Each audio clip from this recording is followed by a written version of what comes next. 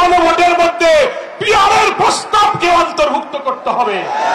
জনগণ যদি পিয়ারের পক্ষে মত দেয়, সকল দলকে সেটা মানতে হবে। যদি অধিকাংশ মানুষ পিয়ার পদ্ধতি না মানে, আমরা জামাত ইসলামী সে প্রস্তাব মেনে নেব। কিন্তু জাতির মতামত না নিয়ে পিয়ারকে উপেক্ষা করা যাবে না।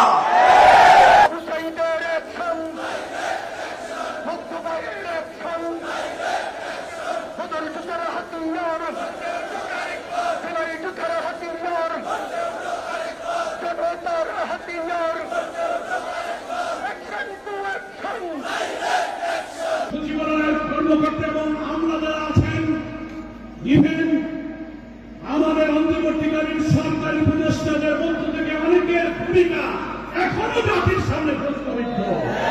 অবিলম্বে পিআর সিস্টেম চালু করো। পিআর চাই, পিআর ছাড়া গতি নাই। জুলাই সনদ দিয়ে তাল বাহানো। এই জাতির ৭১ রক্ত দিয়েছে, আমরা স্বৈরাচার বিরোধী আন্দোলনে রক্ত ঝরেছে, জুলাই অভ্যুত্থানে রক্ত দিয়েছে। বারবার আর আমরা রক্ত দিতে চাই না।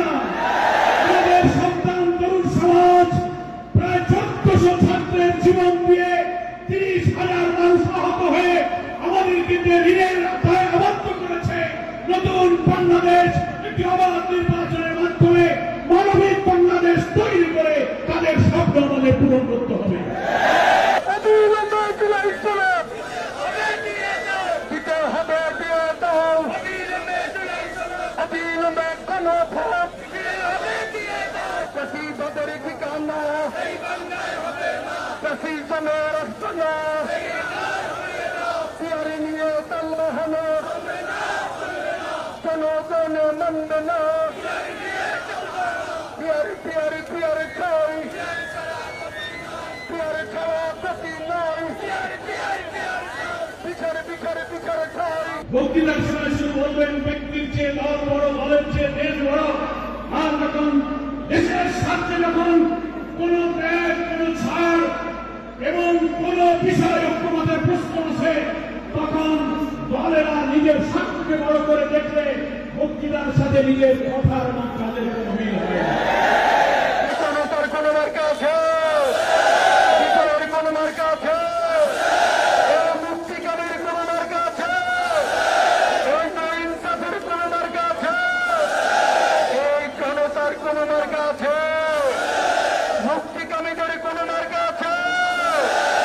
ওই সেই মার্কা বিপ্লবীদের, জুলাই যোদ্ধার, জনতার, শহীদের, গাজীদের, ঢাকাবাসীর, বাংলাদেশের অনেকের গ্রামগঞ্জে একই রোগ, একই সুর।